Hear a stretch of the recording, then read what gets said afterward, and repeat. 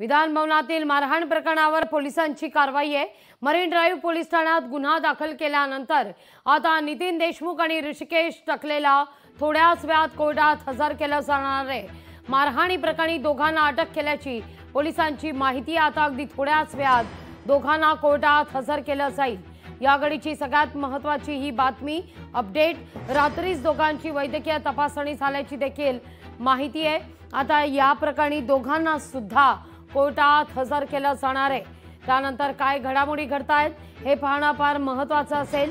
नितीन देशमुख आणि ऋषिकेश टकले या दोघांनाही ताब्यात घेण्यात आलेले आहे। नितीन देशमुख हे आव्हाड यांचे कार्यकर्ते मानले जातात, तर पडळकरांचे ऋषिकेश टकले या दोघांना देखील आता ताब्यात घेण्यात आल्यानंतर अगदी थोड्याच वेळात त्यांना कोर्टात हजर केलं जाईल। 12 नंतर कोर्टात हजर केलं जाणार आहे। 12:01 झालेलं आहे। आता कधी त्यांना कोर्टात हजर केलं जातं याकडे सगळ्यांच्याच नजरा लागलेल्या आहेत। अधिक माहिती घेऊया आपल्या प्रतिनिधी भाग्यश्री आचार्य प्रधान यांच्याकडून। भाग्यश्री, 12:02 12 नंतर त्यांना कोर्टात हजर केलं जाणार होतं, दोघांना सुद्धा काय अपडेट आहे?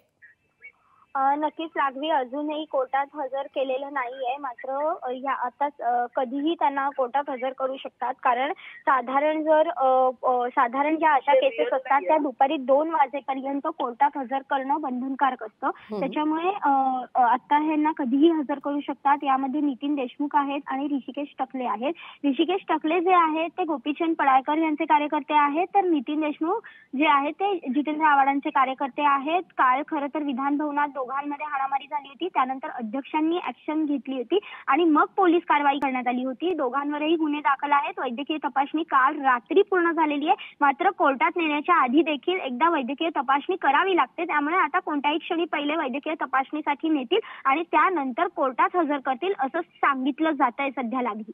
अगदी भाग्यश्री, तुर्तास धन्यवाद तुम्ही दिलेल्या एकूणच सविस्तर माहिती करता।